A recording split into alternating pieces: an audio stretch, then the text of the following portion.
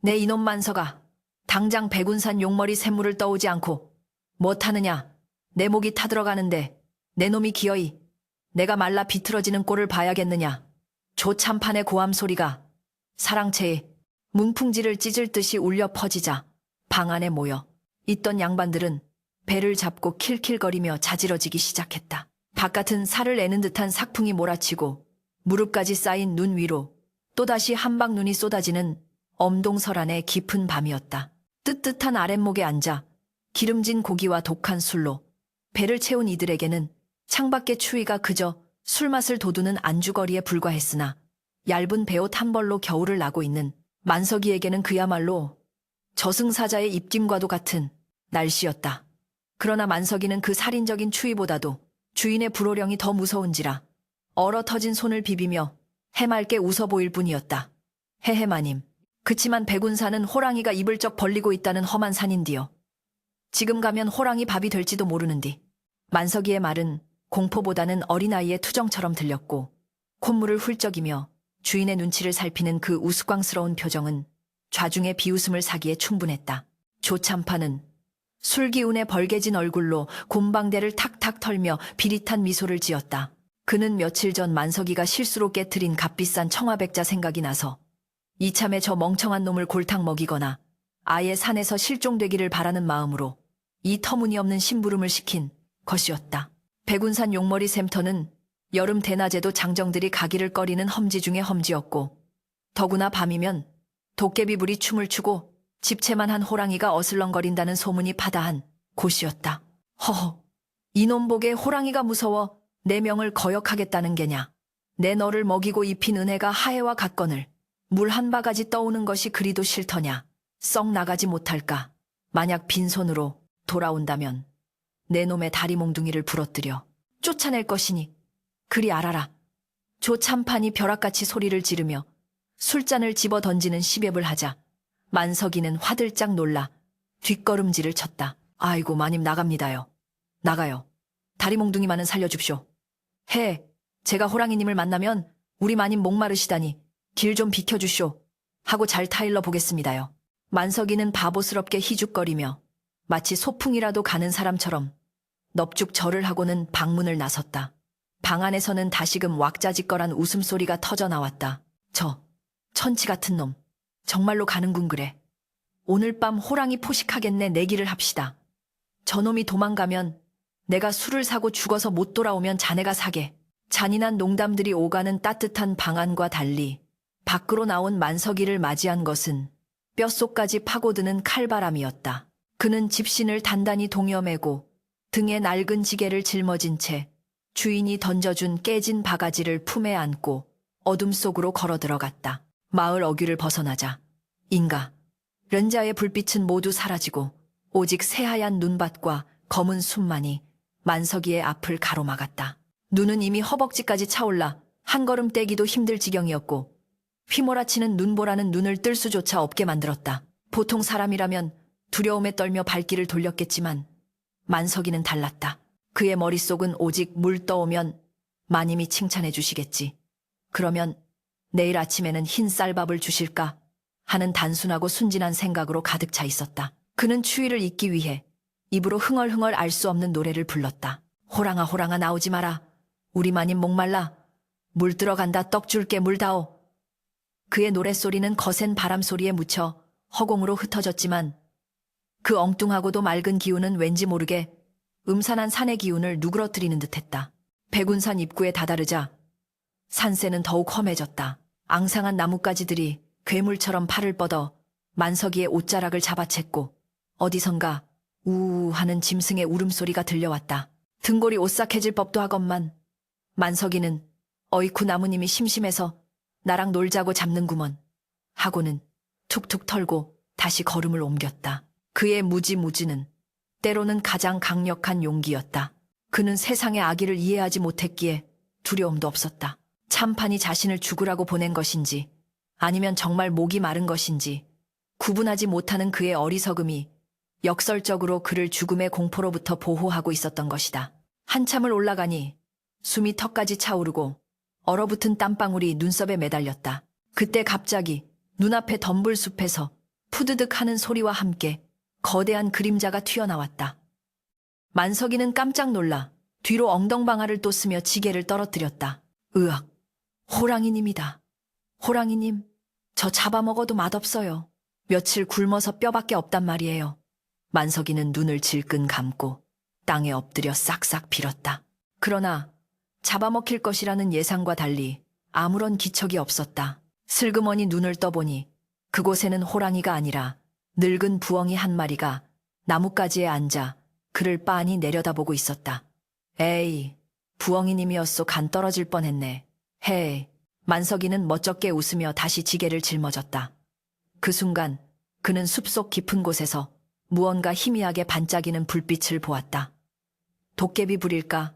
아니면 누군가의 집일까? 호기심이 발동한 만석이는 원래 가려던 샘터 쪽이 아닌 그 불빛이 이끄는 방향으로 발길을 돌렸다. 눈은 점점 더 깊어지고 길은 가파른 절벽으로 이어졌지만 그 불빛은 마치 만석이를 부르는 듯 일정한 간격을 두고 깜빡거렸다. 한참을 헤매다 도착한 곳은 벼락을 맞아 반으로 쪼개진 거대한 고목 구무 앞이었다. 불빛은 온데간데 없고 칠흑 같은 어둠 속에 기괴하게 뒤틀린 나무만이 서 있을 뿐이었다. 만석이는 실망하여 투덜거렸다. 이런 도깨비한테 홀렸나 보네. 물 들어가야 하는데 길을 잃었으니 큰일 났네. 마님한테 혼구멍이 날 텐데. 그는 나무 밑둥에 털썩 주저앉아 꽁꽁 언 손을 호호 불었다. 그런데 그때 어디선가 구슬프고 가냘픈 신음소리가 들려왔다. 끙, 끙. 사람의 소리 같기도 하고 짐승의 소리 같기도 했다. 만석이는 귀를 쫑긋 세웠다. 소리는 바로 옆 바위 틈에서 들려오고 있었다.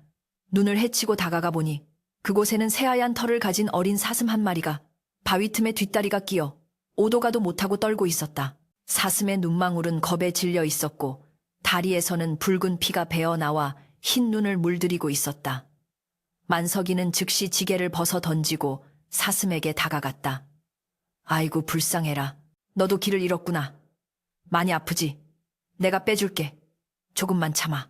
만석이는 자신의 손이 얼어 터지는 줄도 모르고 바위와 씨름을 했다. 꽁꽁 언 바위는 꿈쩍도 하지 않았지만 만석이는 영차 기합을 넣으며 온 힘을 다해 바위를 밀어냈다.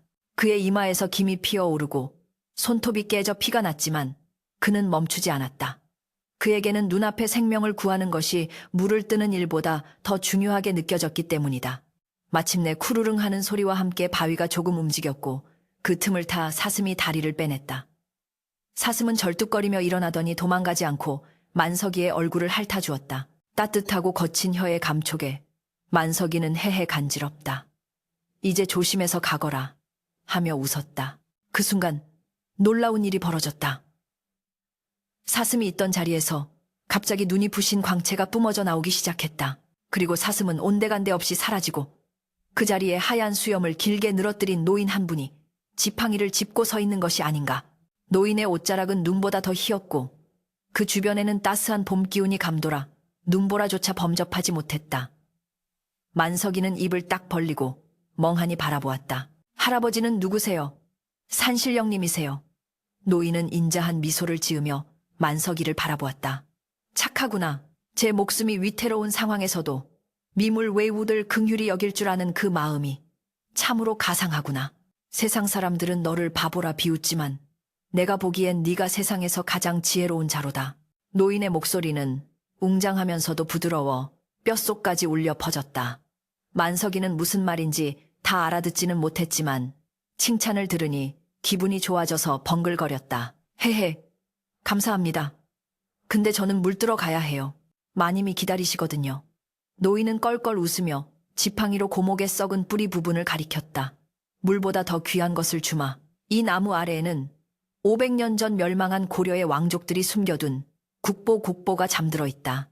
세상의 탐욕스러운 자들이 아무리 찾으려 해도 찾지 못했던 것을 오늘 너의 그 순수한 마음에 감복하여 내어주노라. 노인이 지팡이로 땅을 톡 치자 벼락 맞은 고목의 뿌리 부분이 스르르 갈라지며 땅속으로 통하는 비밀스러운 계단이 드러났다. 그 안에서는 눈이 멀어버릴 것 같은 황금빛 광채가 쏟아져 나와 캄캄한 백운산의 밤하늘을 대낮처럼 환하게 밝혔다. 만석이는 눈을 비비며 그 안을 들여다보았다. 우와, 저게 다 뭐래요.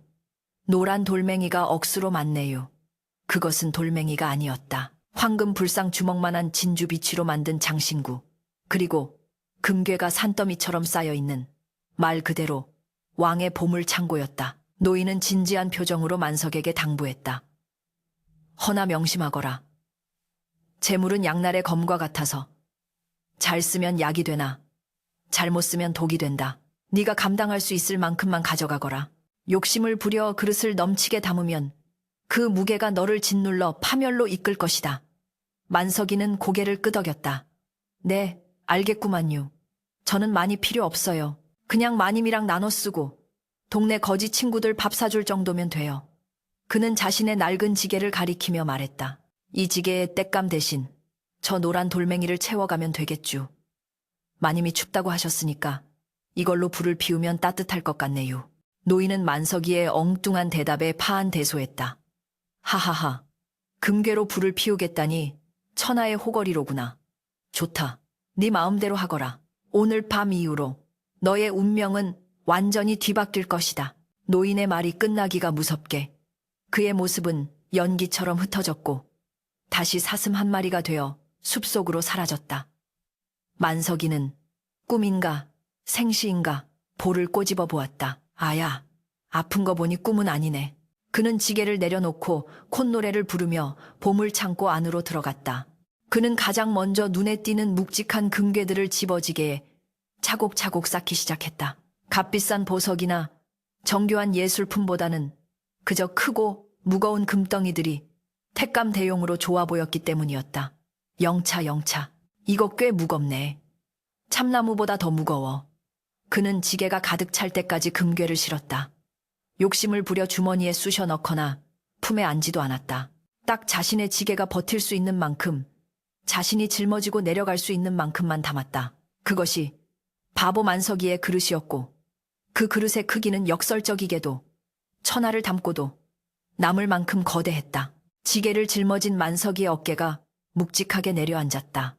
그는 끙 하는 소리와 함께 몸을 일으켰다. 이제 마님한테 가야지. 물은 못 떴지만 이 노란 돌멩이 갖다 드리면 좋아하실 거야. 그는 뒤도 돌아보지 않고 산을 내려가기 시작했다. 눈보라는 여전히 몰아치고 있었지만 만석이의 등 뒤에서 뿜어져 나오는 황금빛 기운은 그의 길을 환하게 비추어 주었다. 조참판의 집 사랑채에서 그를 비웃던 양반들이 상상조차 하지 못할 거대한 태풍이 이제 막 백운산을 내려와 그들의 문턱을 넘으려 하고 있었다. 백운산의 밤은 깊었고 눈보라는 짐승의 포효처럼 거세게 몰아쳤으나 만석의 등은 뜨겁게 달아올라 있었다. 지게에 가득 실린 누런 돌덩이들이 어찌나 무거운지 한 발짝 뗄 때마다 어이쿠하는 소리가 절로 터져나왔고 집시는 눈 속 깊이 파고들어 땅바닥에 닿을 지경이었다. 보통의 장정이라면 쌀 두 가마니 무게도 버거워했을 터이나 만석은 태생적으로 황소 같은 힘을 타고난 데다 신령님이 불어넣어준 기운 덕분인지 비틀거리면서도 결코 쓰러지지 않았다. 그는 땀을 뻘뻘 흘리며 혼잣말을 중얼거렸다. 아따, 이 돌멩이들은 속이 꽉 찼나벼. 무겁기는 쇠덩이보다 더 무겁네. 이걸로 아궁이에 불 떼면 방구들이 아주 지글지글 끓겠구먼. 그의 머릿속에는 오직 꽁꽁 언 손발을 녹이고 배불리 밥을 먹을 생각뿐, 등 뒤에 실린 것이 조선 팔도를 사고도 남을 어마어마한 국보 곽보라는 사실은 까맣게 잊고 있었다. 산길을 내려오는 동안 몇 번이나 미끄러지고 구를 뻔했으나 그때마다 어디선가 하얀 사슴이 나타나 앞길을 비추어 주거나 나뭇가지가 저절로 휘어져 그를 붙잡아주는 기이한 일들이 벌어졌다. 만석은 그저 산짐승들도 내가 불쌍해서 도와주나 보네, 고맙구로 하고 대수롭지 않게 여겼다. 그렇게 꼬박 밤을 새워 산을 내려오니 어느덧 동쪽 하늘이 붉게 물들며 새벽이 밝아오고 있었다. 마을 어귀에 다다르자 닭들이 토를 치며 울었고 집집마다 아침밥 짓는 연기가 모락모락 피어올랐다. 그 시각 조참판댁 사랑채에서는 숙취에 찌든 양반들이 부스스 눈을 뜨고 있었다. 조참판은 깨질 듯한 머리를 부여잡고 짜증 섞인 목소리로 하인을 불렀다. 여봐라, 밖에 누구 없느냐. 목이 타 죽겠다. 꿀물 한 사발 들여오라. 하인이 쭈뼛거리며 들어와 고했다. 마님, 꿀물은 준비되어 있사오나 어제 심부름 보낸 만석이가 아직 돌아오지 않았사옵니다. 조참판은 코웃음을 쳤다. 허, 그 미련한 놈이 살아 돌아올 리가 있겠느냐. 이 날씨에 백운산에 들어갔으니 필시 호랑이 밥이 되었거나 얼어 죽었겠지. 시신이라도 찾으면 거적대기에 말아 대충 묻어주거라. 걘 일 잘하는 머슴 하나 잃었구나. 그는 만석의 죽음을 마치 잃어버린 숟가락 하나 정도로 가볍게 여기며 혀를 찼다. 바로 그때였다. 대문 밖에서 쿵쿵 하는 둔탁한 발소리와 함께 대문이 부서져라 삐걱거리는 소리가 들려왔다. 마님 만석이 와슈. 문 좀 열어주셔. 유 손이 얼어서 문고리를 못 잡겠구만유.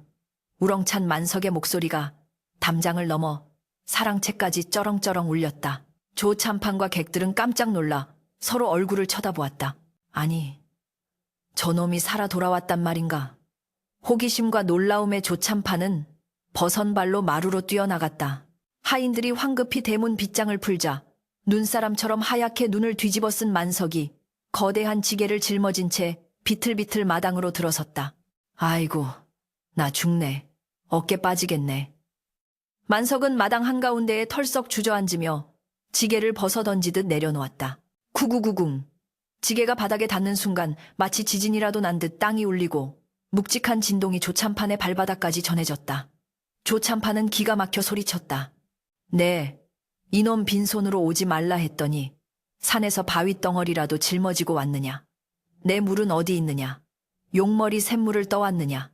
만석은 숨을 헐떡이며 억울한 표정을 지었다. 아이고 마님 샘터까지 가려다가 길을 잃어서 물은 못 떴슈. 대신 마님이 춥다고 하셔서 산신령님이 주신 땔감을 좀 해왔지유. 깜, 내 놈이 미쳤구나. 물 떠오라니까 웬 독감 타령이냐. 조참판이 홧김에 지게를 덮고 있던 낡은 거적대기를 발로 걷어찼다. 그 순간 동쪽 산마루를 넘어온 아침 햇살이 지게 위로 쏟아져 내렸다. 그리고 조참판, 아니 그 자리에 있던 모든 사람들의 눈이 순식간에 멀어버릴 것 같은 강렬한 섬광이 마당을 집어삼켰다. 으악. 이게 뭐야? 내 눈. 사람들은 비명을 지르며 눈을 가렸다. 찬란한 황금빛, 그 어떤 보석보다도 짙고 영롱한 순금의 광채가 지게 가득 뿜어져 나오고 있었다. 만석이 짊어지고 온 것은 단순한 금덩이가 아니었다. 고려 왕실의 문양이 새겨진 금괴 주먹만한 야명주, 예밍주가 박힌 금관용이 조각된 황금 향로 등 하나하나가 값을 매길 수 없는 희대의 보물들이었다. 그것들이 지게 위에 산더미처럼 쌓여 햇빛을 반사하고 있었으니 누추했던 조참판의 마당은 순식간에 황금 궁전으로 변해버린 듯했다. 조참판은 떨리는 손으로 눈을 비비고 다시 보았다. 헛것이 아니었다. 분명히 누런 금이었다. 그는 넋이 나간 사람처럼 입을 벌리고 다가가 금괴 하나를 집어들려 했다. 그러나 한 손으로는 들 수조차 없을 만큼 묵직했다. 이로 깨물어 보니 선명한 자국이 남았다. 금이다. 진짜 금이야. 순금이다. 조참판의 비명 같은 외침에 사랑채에 있던 양반들과 행랑채의 하인들이 우르르 몰려 나왔다. 그들은 지게를 둘러싸고 넋을 잃었다. 이게 다 얼마야? 1000냥, 아니만 양은 좋게 넘겠는데 10,000냥이라니. 이건 나라의 1년 예산보다 많아 보여. 욕망에 번들거리는 눈동자들이 황금에 고정되었다. 침을 꼴깍 삼키는 소리가 여기저기서 들려왔다. 그러나 정작 주인인 만석은 무덤덤한 표정으로 콧물을 닦으며 물었다. 마님, 이거 좋은 땔감 맞주. 이걸로 아궁이에 불 때면 따뜻하겠주. 산신령 할아버지가 그러셨어요. 이걸로 추위를 피하라고. 조참판은 만석의 말에 기가 차서 말이 나오지 않았다. 천하의 보물을 땔감으로 알다니 이 얼마나 무지몽매한 놈인가. 그러나 동시에 그의 머릿속에서는 사악한 계략이 뱀처럼 통리를 틀기 시작했다. 이 멍청한 놈은 이것의 가치를 모른다. 잘만 구슬리면 이 모든 것을 내 것으로 만들 수 있다. 조참판은 표정을 싹 바꾸고 세상에서 가장 인자한 미소를 지으며 만석의 어깨를 감싸 쥐었다. 오냐 만석아, 네가 참으로 기특한 일을 해왔구나. 이것은 아주 특별한 백감이어서 내가 잘 보관해 두었다가 요긴하겠으마. 그러니 이리 내놓거라. 하지만 만석은 의외로 고개를 저으며 지게를 가로막았다. 에이 마님, 저도 이제 알 건 다 알아요. 내려오면서 곰곰이 생각해보니까 산신령님이 그러셨어요. 이 돌멩이가 사람 운명을 바꿀 거라고. 그래서 제가 이걸로 마님 댁을 살까 해요. 뭐라고? 네가 내 집을 사줘. 참판은 귀를 의심했다. 만석은 해맑게 웃으며 주머니에서 주먹만 한 금덩이 하나를 꺼내 조참판의 손에 쥐어주었다. 이거 하나면 밥값은 되주. 저 이제부터 이 집 주인 할라요. 마님은 이제부터 제 집사 하셔요. 제가 배가 고프니께 얼른 가서 쌀밥에 고깃국 좀 말아오셔요. 마당에는 정적이 흘렀다. 감히 노비가 상전에게 집을 사겠다니. 아니, 주종 관계를 바꾸자니 이는 국법으로 다스려 능지처참을 당할 대역죄였다. 조참판의 얼굴이 불그락부르락해졌다. 이 미친놈이 금덩이 몇 개 주었다고. 눈이 뒤집혔구나. 여봐라. 저놈을 당장 포박하여 관아에 넘겨라. 주인의 물건을 도적질하고 반역을 꾀한 죄를 물을 것이다.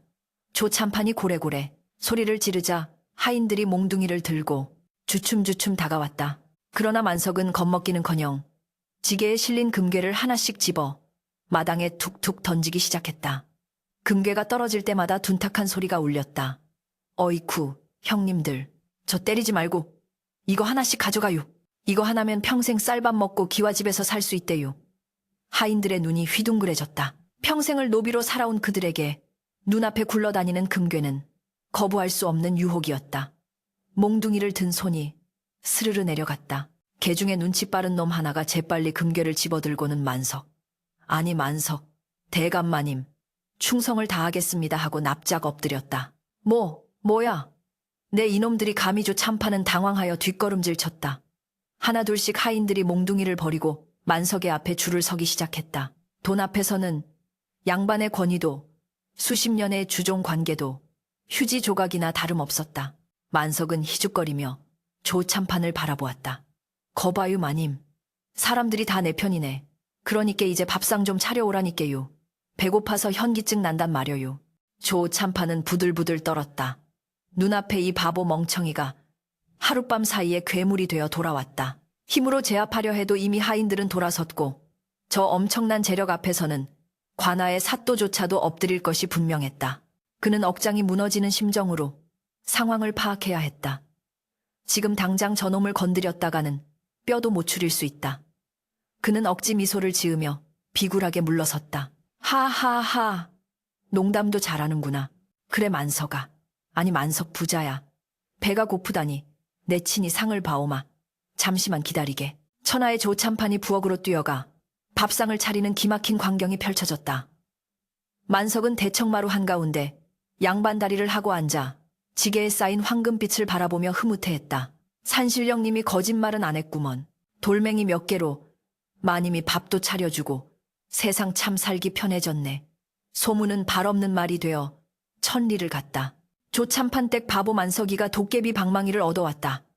금이 산처럼 쌓여서 대문 밖까지 흘러넘친다는 소문이 삽시간에 한양 바닥에 퍼져나갔다. 소문을 듣고 몰려든 구경꾼들이 담장 위로 고개를 내밀었고 만석의 집 구조, 참판의 집 앞은 인산인해를 이루었다. 그중에는 냄새를 맡은 고리대금 업자들, 사기꾼들, 그리고 탐욕스러운 벼슬아치들의 첩자들도 섞여 있었다.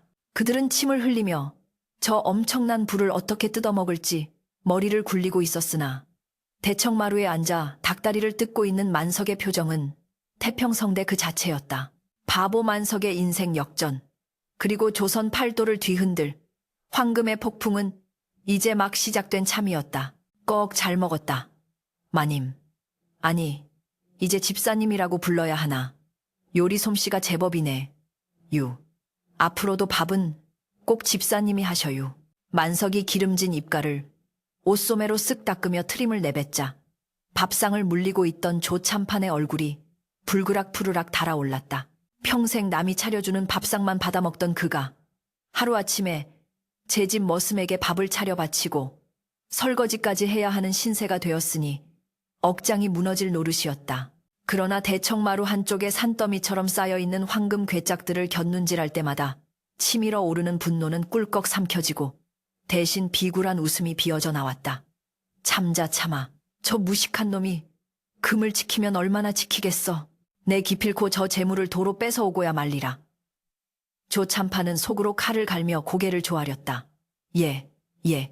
대감마님 입맛에 맞으셨다니 다행입니다요. 날이 밝자마자 만석은 동네방네 소문을 듣고 달려온 이방을 불러 앉혀놓고 조참판과의 매매 계약을 성사시켰다. 만석은 지게에서 주먹만한 금덩이 2개를 무심하게 툭 던져주며 말했다. 이거면 이 집이랑 논밭이랑 그리고 내 노비 문서까지 다 사는 값으로 충분하죠.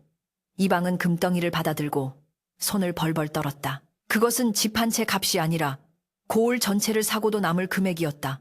충분하다마다요. 차고도 넘칩니다. 대감 이방은 즉시 관인을 찍어 집문서와 토지대장을 만석에게 넘겼고 조참판이 보관하고 있던 만석의 노비 문서를 가져와 그 자리에서 불태워 버렸다. 활활 타오르는 불꽃 속에서 노비 만석이라는 글자가 재가 되어 사라지는 순간 마당에 모여있던 다른 노비들은 환호성을 질렀고 조참판은 자신의 권위가 잿더미가 되는 것을 지켜보며 피눈물을 흘렸다. 만석의 파격적인 행보는 거기서 멈추지 않았다. 그는 마당에 멍하니 서 있는 다른 노비들을 향해 손짓했다. 어이 돌쇠야 언녀나. 너네도 이제 종살이 그마녀. 내가 너네 문서도 다 샀든께. 이제부터는 가고 싶은데 가도 돼야. 만약 갈 데 없으면 여기서 나랑 같이 살든가. 대신 일한 만큼 품습은 이 노란 돌멩이로 줄 텐께 밥값은 해야 한다. 그 말에 노비들은 서로를 부둥켜 안고 통곡했다. 평생 짐승처럼 부려지던 그들에게 자유를 주고 그것도 모자라 황금으로 품삯을 주겠다니. 만석은 그들에게 살아있는 부처님이나 다름없었다. 아이고, 만석 대감님 평생 모시겠습니다요. 뼈가 부서지도록 일하겠습니다. 순식간에 조참판의 집은 주인이 바뀌었을 뿐 아니라 조선 팔도에서 가장 충성심 높고 활기찬 저택으로 탈바꿈했다. 소문은 봄날의 들불처럼 번져나가 삽시간에 한양 도성까지 닿았다. 여보게 들었나? 백운산 밑에 사는 바보 천치 만석이가 도깨비 털을 발견해서 조선 제1의 갑부가 되었다. 내금이 어찌나 많은지 개밥 그릇도 순금으로 쓰고 기둥뿌리가 썩을까봐 금괴로 받쳐놨다더군. 심지어 전주인인조 참판을 마당쇠로 부린다지. 뭔가 장터의 주막이며 우물가, 심지어 대궐 안의 나인들 사이에서도 온통 만석의 이야기뿐이었다. 사람들은 그를 벼락부자 만석, 황금 도깨비라 부르며 경외했고 전국의 내로라 하는 장사치들과 풍수쟁이 협잡군들이 콩고물이라도 주워 먹을까 하여 횡성으로 구름처럼 몰려들기 시작했다. 조용했던 시골 마을은 몰려든 인파로 북새통을 이루었다. 만석의 집 앞에는 그를 한 번이라도 만나보려는 사람들로 장사진을 쳤는데 그들이 들고 온 선물 꾸러미가 담장 높이만큼 쌓일 지경이었다. 비단 장수는 최고급 비단을 깔아주겠다며 아우성이었고 기와 장수는 청동 기와를 올려주겠다며 난리였다.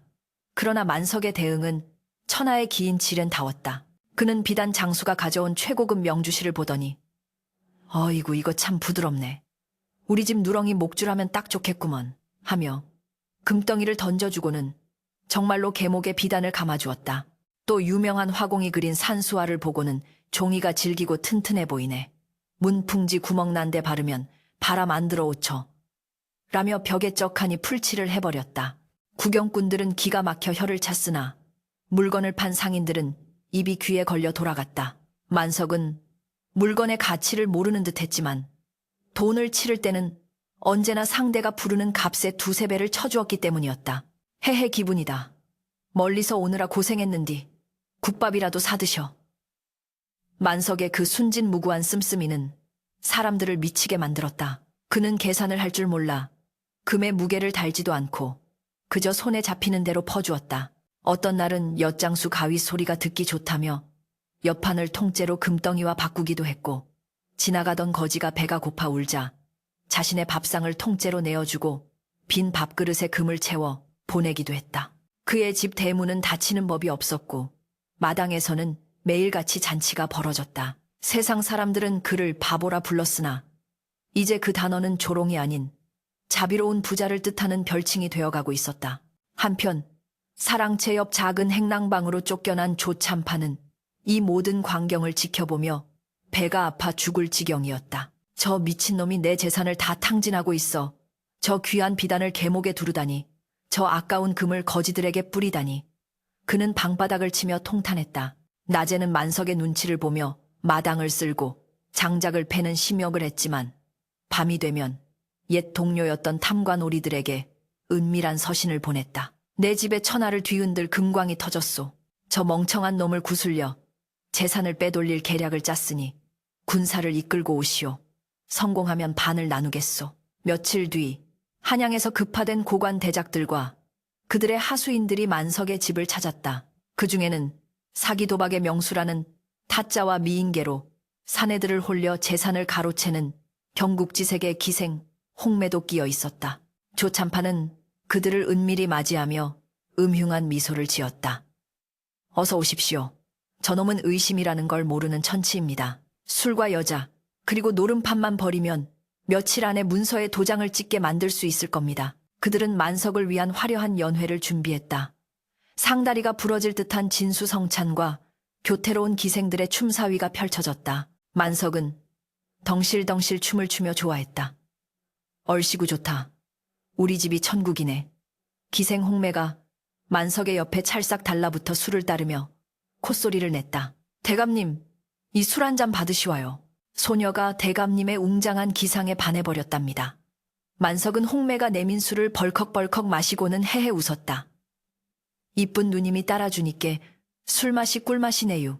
근데 누님 얼굴에 분칠이 너무 두꺼워서 밀가루 반죽 같구만요. 만석의 악에 없는 직설에 홍매의 표정이 일그러졌지만 그녀는 억지로 웃음을 유지했다. 타짜가 슬그머니 판을 깔았다. 대감님 심심하신데 우리 재미로 투전 도박이나 한판 하시지요. 돈 놓고 돈 먹긴데 대감님처럼 운 좋은 분이라면 금방 따실 겁니다. 만석은 눈을 반짝였다. 투전 그게 뭔데요? 딱지치기 같은 건가? 유조 참판이 옆에서 바람을 잡았다. 그렇습니다. 아주 쉬운 놀이입니다. 이기면 상대방 돈을 다 가져가는 거지요. 만석은 고개를 끄덕였다. 좋아요. 그럼 나는 이 노란 돌멩이 걸게요. 댁들은 뭐 걸 건데.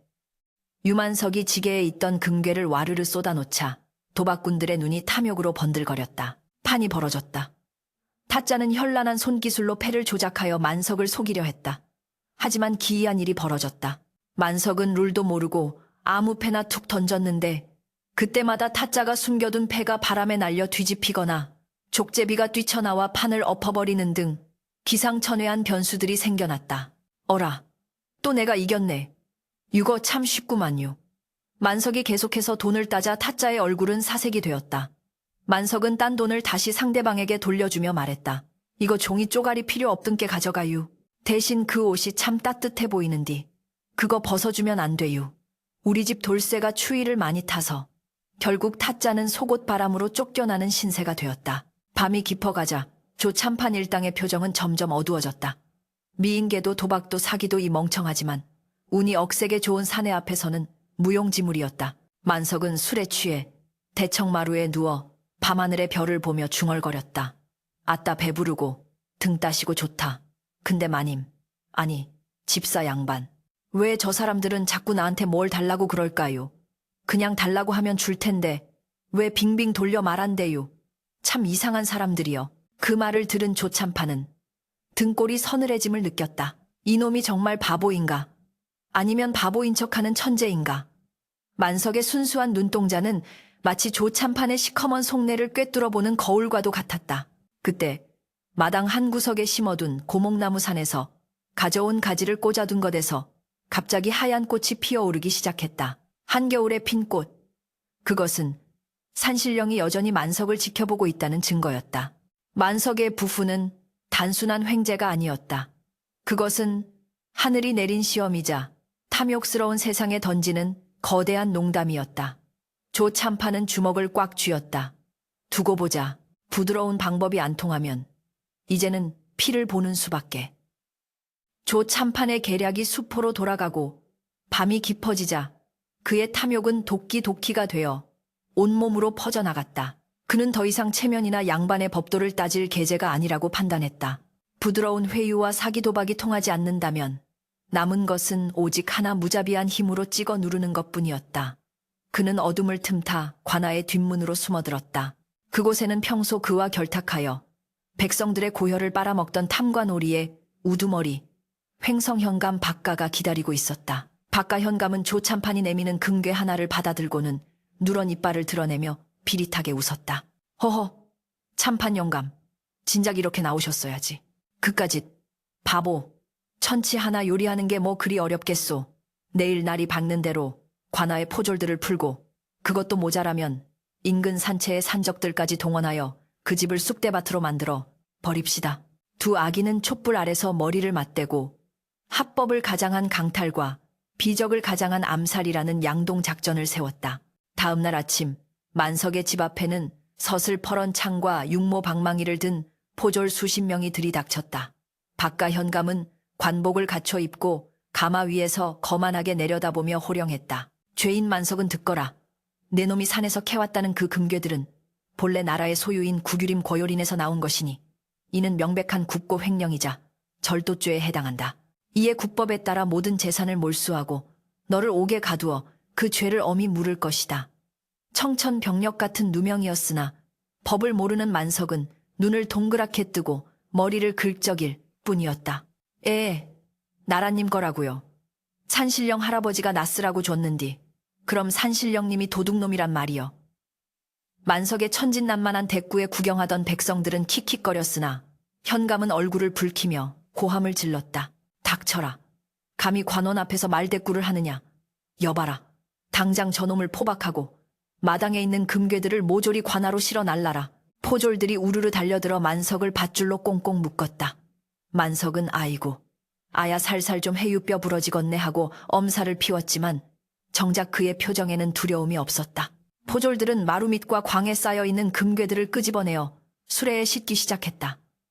그런데 기이한 일이 벌어졌다. 장정넷이 달라붙어 금괴가 가득 든 괴짝 하나를 들어 올리려 했으나 괴짝은 마치 땅에 뿌리를 박은 천년 묵은 바위처럼 꿈쩍도 하지 않는 것이었다. 으라차차 끄은 포졸들의 얼굴이 핏빛으로 달아오르고 핏대가 섰지만 괴짝은 미동도 하지 않았다. 오히려 무리하게 힘을 쓰던 포졸 하나가 악비명을 지르며 허리를 부여잡고 쓰러졌다. 만석이 짊어지고 올 때는 지게 하나에 다 실렸던 것들이 탐욕스러운 자들의 손이 닿자 천근만근의 무게로 변해버린 것이다. 이 멍청한 놈들이 밥 처먹고 힘을 어디다 쓰는 게냐. 현감이 채찍을 휘두르며 닥달했으나 결과는 마찬가지였다. 수레바퀴는 금괴 하나를 싣자마자 우지끈 소리를 내며 박살이 났고 말을 끌고 오자 말들이 거품을 물고 뒷걸음질 쳤다. 이를 지켜보던 만석이 밧줄에 묶인 채로 혀를 찼다. 거참 이상하네. 내가 들 때는 솜털처럼 가볍던디.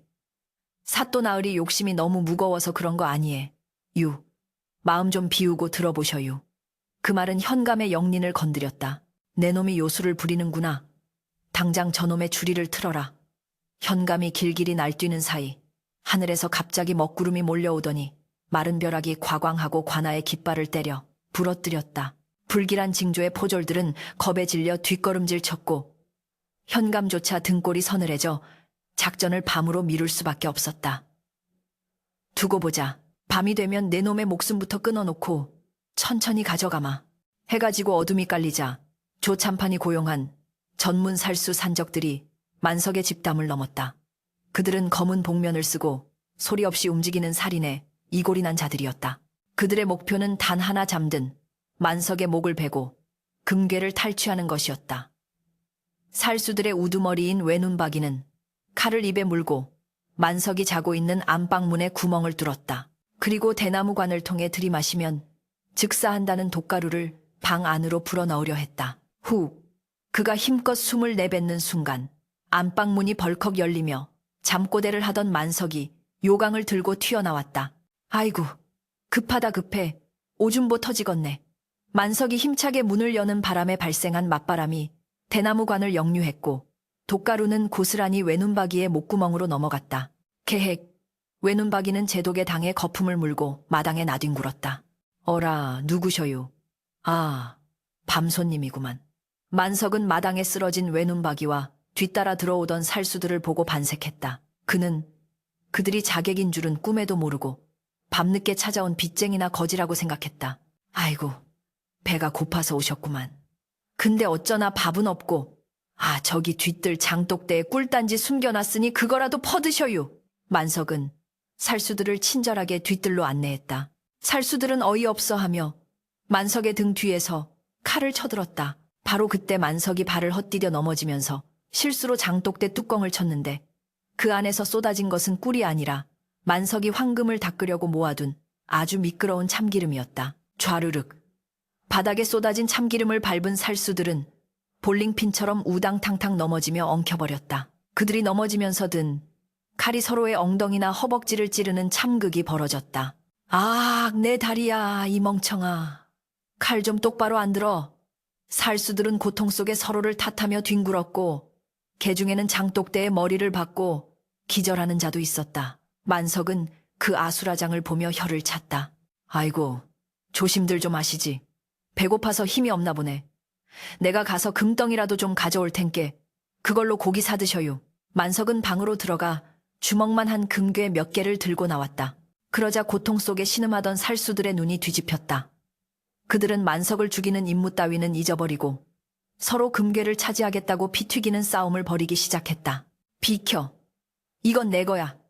이 도둑놈들아. 내가 먼저 봤어. 탐욕에 눈먼 늑대들은 제 살을 뜯어먹는 줄도 모르고 서로를 찔러댔다. 한편 밖에서 상황을 지켜보던 조참파는 속이 타들어갔다. 왜 이렇게 조용하지 않니? 왜 안에서 싸우는 소리가 들리는 거야? 그는 참다 못해 직접 담을 넘어 들어왔다. 그러나 그를 맞이한 것은 피투성이가 되어 널브러진 살수들과 그 한가운데서 태평하게 코를 골며 다시 잠든 만석의 모습이었다. 그리고 마당 한쪽에는 자신이 그토록 탐내던 황금 괴짝들이 달빛을 받아 요사스럽게 빛나고 있었다. 조참파는 이성을 잃었다. 에라, 모르겠다. 내가 직접 가져가면 그만이다. 그는 살수들이 흘린 칼을 집어들고 만석에게 다가갔다. 잠든 만석의 목을 향해 칼을 내리꽂으려는 찰나 만석이 갑자기 어쿠모기야 하며 팔을 휘둘렀다. 그 투박하고 두꺼운 팔뚝이 조참판의 정강이를 정확하게 가격했다. 억조 참판은 비명도 못 지르고 공중으로 붕 떴다가 뒤뜰의 거름 구덩이 똥통 속으로 처박혔다. 푸허헉 똥물 범벅이 된 조참판이 허우적거리는 사이 관아에서 소식을 듣고 달려온 박가 현감과 포졸들이 들이닥쳤다. 그들은 마당의 참상을 보고 기겁했다. 살수들은 서로 찔러 죽거나 기절해 있고 조참판은 똥통에서 수영을 하고 있었으니 그야말로 아비규환이 따로 없었다. 박가 현감은 이 모든 것이 만석의 무시무시한 무공우공 때문이라고 착각했다. 저놈은 바보가 아니다. 무림의 고수다. 도망쳐라. 현감이 말머리를 돌려 도망치려 하자 만석이 잠결에 덮고 있던 이불을 걷어찼다. 그 이불은 만석이 춥다고 금실로 짠 무거운 이불이었는데 그것이 허공을 날아 현감의 머리 위를 덮쳤다. 앞이 안 보인 현감은 말에서 떨어져 대문 기둥에 머리를 박고 대자로 뻗어버렸다. 다음 날 아침 만석의 집 마당은 그야말로 진풍경이었다. 밧줄에 묶인 채 신음하는 살수들, 똥통에서 건져져 악취를 풍기는 조, 참판 머리에 혹이 난 채 기절한 현감까지. 마을 사람들은 이 기막힌 광경을 구경하러 몰려들었다. 만석은 부스스 눈을 비비며 팻마루로 나와 하품을 했다. 아따, 어젯밤에는 모기가 왜 이렇게 극성이었대. 손님들도 많이 오시고. 어라, 다들 왜 묶여있대요. 밤새 술래잡기라도 하셨나? 그의 천진한 물음에 사람들은 폭소를 터뜨렸다. 그때 군중을 해치고 한 선비가 앞으로 걸어 나왔다. 허름한 차림이었으나 눈빛 많은 형형한 암행어사 박문수였다. 그는 현감과 조참판을 가리키며 호통을 쳤다. 네, 이놈들 백성을 돌보아야 할 관리들이 탐욕에 눈이 멀어 도적대와 결탁하고 선량한 백성을 죽이려 했으니 그 죄가 하늘을 찌르는구나. 여봐라, 역졸들은 출두하라. 암행어사에 마패가 아침 햇살에 번쩍이자 숨어있던 역졸들이 쏟아져 나와 조참판과 현감을 포박했다. 조참판은 똥물을 뚝뚝 흘리며 억울하다고 소리쳤다. 어사또 저놈은 사기꾼입니다. 저 금은 훔친 것입니다. 박문수는 만석에게 다가가 물었다. 이복에 저 금들이 자네 것이라는 증좌 증거가 있는가? 만석은 곰곰이 생각하더니 품속에서 꼬깃꼬깃한 종이 한 장을 꺼냈다. 그것은 조참판이 어젯밤 만석을 속여 땅 문서를 뺏으려고 억지로 지장을 찍게 만든 가짜 계약서였다. 하지만 만석은 그 종이 뒷면에다가 며칠 전 벼락 맞은 고목나무 아래서 주워온 숫수로 그림을 그려놓았었다. 이거유. 어제 심심해서 그림 좀 그렸는디. 박문수가 그 종이를 받아들고는 깜짝 놀랐다. 종이 뒷면에 그려진 것은 삐뚤빼뚤하지만 분명한 산신령과 사슴의 그림이었고 그 옆에는 만석이 글을 몰라 흉내만 낸 듯한 기이한 문양들이 그려져 있었다. 그런데 그 문양은 놀랍게도 500년 전 고려 왕실의 비밀 금고를 여는 봉인 해제의 부적과 일치하는 모양이었다. 박문수는 무릎을 탁 쳤다. 이것은 하늘이 내린 증표로다. 하늘이 순수한 자에게 보물을 맡겼거늘 어찌 인간의 법으로 뺏으려 한단 말이냐.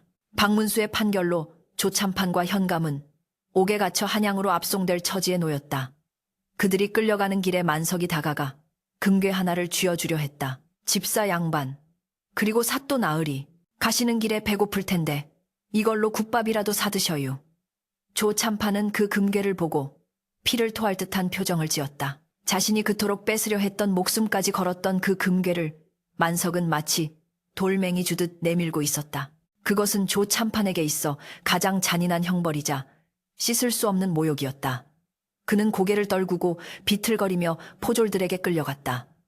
소동이 끝나고 마당이 정리되자 만석은 다시 빗자루를 들고 마당을 쓸기 시작했다. 그의 발치에는 여전히 황금이 굴러다니고 있었으나 그는 그것을 빗자루로 쓱쓱 밀어 구석에 처박아 두었다.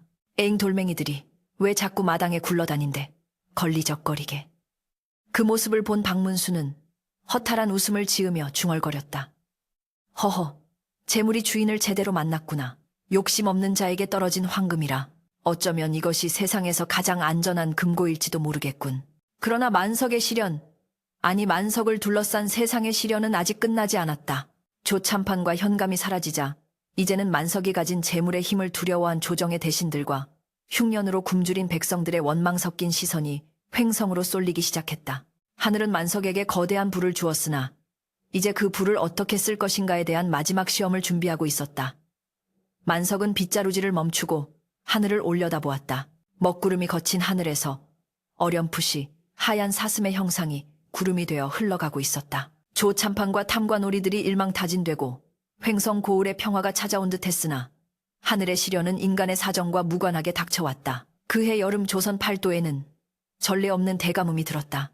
봄부터 비 한 방울 내리지 않더니 타는 듯한 태양만이 매일같이 대지를 달구어 논바닥은 거북이 등껍질처럼 쩍쩍 갈라졌고 강물은 말라 비틀어져 바닥을 드러냈다. 백성들의 줄인 배를 채워주던 보리는 이삭도 패지 못한 채 누렇게 타 죽었고 산의 나무 껍질조차 벗겨 먹을 것이 없어 흙을 파먹는 참상이 곳곳에서 벌어졌다. 소위 경신대기근에 버금가는 재앙이었다. 만석의 창고에는 황금이 산더미처럼 쌓여 있었으나 금덩이가 쌀독을 채워주지는 못했다. 돈이 있어도 쌀을 구할 수 없는 지경에 이르자 황금은 그저 번쩍이는 돌덩어리에 불과했다. 만석은 대청마루에 앉아 텅 빈 마당을 바라보았다. 며칠 전까지만 해도 북적거리던 식객들과 장사치들은 굶주림을 견디다 못해 뿔뿔이 흩어졌고 이제는 기력이 쇠하여 걷지도 못하는 노인들과 아이들만이 담장 아래 웅크리고 앉아 죽을 날만 기다리고 있었다. 만석은 주먹만한 금괴를 들어 입에 가져가 보았다. 아그작, 이빨만 아플 뿐 아무런 맛도 나지 않았다. 에잉 쇳덩어리, 배고플 땐 개똥만도 못하구먼. 그는 금괴를 마당에 툭 던졌다. 흙먼지가 풀썩 일었다. 그때 담장 밑에서 들려오는 아이의 울음소리가 그의 귀를 때렸다. 엄마, 배고파, 밥 줘. 힘없는 어미는 아이를 안고 마른 눈물만 삼키고 있었다. 그 모습이 만석의 가슴을 쇠망치로 때리는 듯했다. 그는 지난날 자신이 배고픔에 떨며 남의 집 밥 냄새를 맡던 시절을 떠올렸다. 아니지, 이게 아니여. 산신령 할배가 이 노란 돌멩이로 나 혼자 잘 먹고 잘 살라고 준 건 아닐 텐디.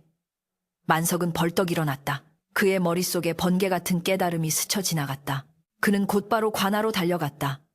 그곳에는 탐관오리 박가를 대신해 새로 부임한 청렴하기로 소문난 현감이 밤낮으로 구휼 대책을 세우느라 골머리를 앓고 있었다. 만석이 사또 나으리. 만석이 와슈하고 들이닥치자 현감은 놀란 눈으로 그를 맞이했다. 아니, 만석 대감 아니시오. 이 난리에 어찌 오셨소?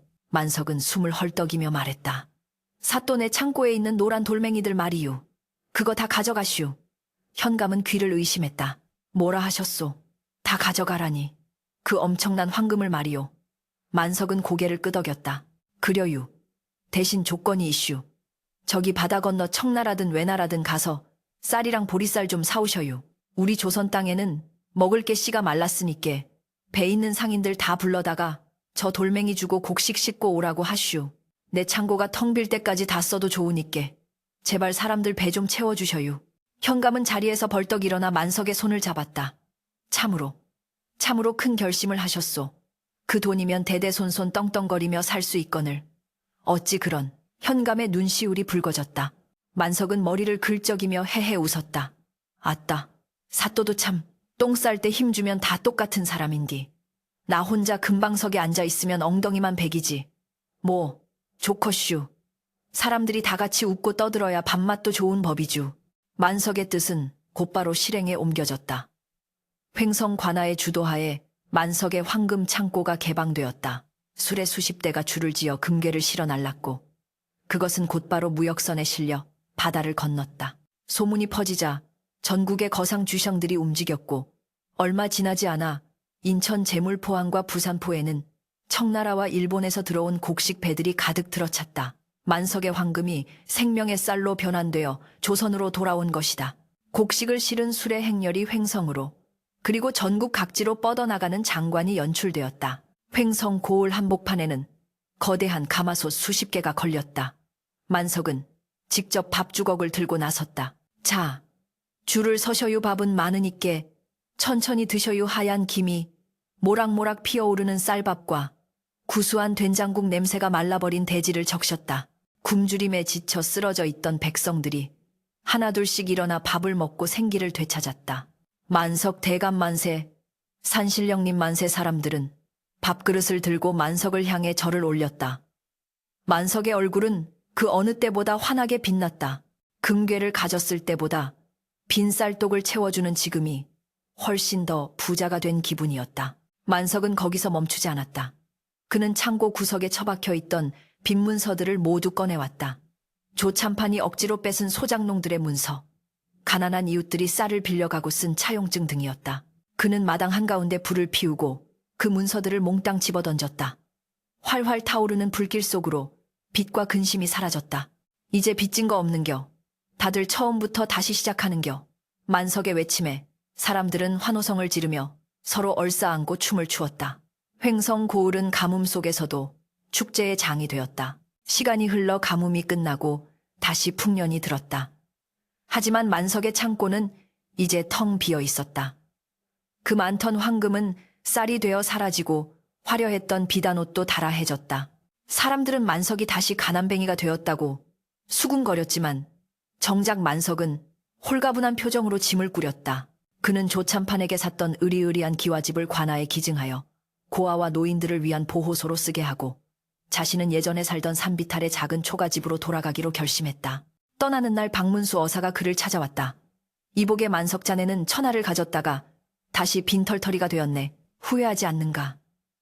만석은 지게에 낡은 솥단지 하나와 빗자루 하나를 짊어지고 신발끈을 동여매며 웃었다. 어사 양반 빈손으로 왔으니 빈손으로 가는 게 맞지요. 그 무거운 돌멩이들 지고 있을 때는 잠도 잘 안 오더니 이제야 두 다리 뻗고 자겠구만요. 그리고 빈털터리란 이유 내 마음속에는 꽃이 만발했는디. 만석은 뒤도 돌아보지 않고 산길을 올랐다.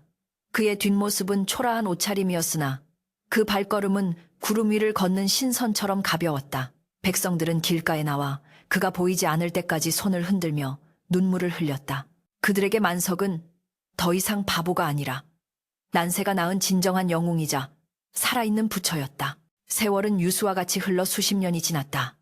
백운산 자락 벼락 맞은 고목나무 근처에는 작은 암자 하나가 생겼다. 그곳에는 흰 수염을 길게 기른 노승이 한 분 살고 있었는데 사람들은 그가 옛날의 그 만석이라고 믿었다. 노승은 찾아오는 이들에게 차 한 잔을 대접하며 항상 같은 말을 해주곤 했다. 욕심은 바닷물과 같아서 마실수록 목이 마른 법이라네. 참된 부자는 곡간을 채운 자가 아니라 마음을 비운 자라네. 어느 화창한 봄날 노승만석은 따스한 햇살을 받으며 벼락 맞은 고목나무 아래 앉아 있었다. 그의 곁에는 놀랍게도 털이 눈처럼 하얀 사슴 한 마리가 다가와 엎드렸다. 옛날 그가 구해주었던 그 사슴, 아니, 산신령이었다. 만석은 사슴의 머리를 쓰다듬으며 조용히 미소 지었다. 할배나 약속 지켰쥬. 넘치게 담지 않고 딱 필요한 곳에 다 쓰고 왔슈. 사슴은 그윽한 눈으로 만석을 바라보며 고개를 끄덕였다. 바람이 불어와 만석의 수염을 흩날렸다. 그는 눈을 감고 깊은 숨을 들이마셨다. 숲의 향기, 흙의 냄새, 그리고 멀리서 들려오는 사람들의 웃음소리. 그 모든 것이 황금보다 귀한 보물이었다. 만석의 몸에서 은은한 금빛 광채가 피어올라 숲을 감쌌다. 그것은 차가운 금속의 빛이 아니라 따뜻하고 자애로운 마음의 빛이었다. 후대 사람들은 횡성 고을에 가면 만석보 만쓰계라는 저수지를 볼 수 있다. 만석이 황금을 팔아 만든 쌀로 가뭄을 이겨낸 것을 기념하여 백성들이 지은 이름이다. 그 물은 마르지 않고 언제나 넘쳐 흘러 아랫마을 논밭을 적시고 사람들의 목을 축여주었다. 그리고 아이들은 할머니의 무릎을 베고 누워 전설처럼 내려오는 바보 부자 만석의 이야기를 들으며 잠이 들곤 했다. 옛날 옛적에 하늘이 내린 황금보다 더 귀한 마음을 가진 바보가 살았단다. 그는 세상을 다 가질 수 있었지만 세상을 위해 빈손이 되기를 선택했지. 그래서 그는 조선 팔도에서 가장 가난했지만 동시에 가장 부유한 사람이었단다. 이야기는 바람을 타고 시간을 넘어 영원히 전해졌다. 어리석은 자의 순박함이 교활한 자의 지혜를 이기고 비우는 것이 채우는 것보다 위대하다는 진리를 품은 채 백운산의 고목은 지금도 그 자리에 서서 만석의 맑은 웃음소리를 기억하며 오가는 이들에게 그늘을 내어주고 있다.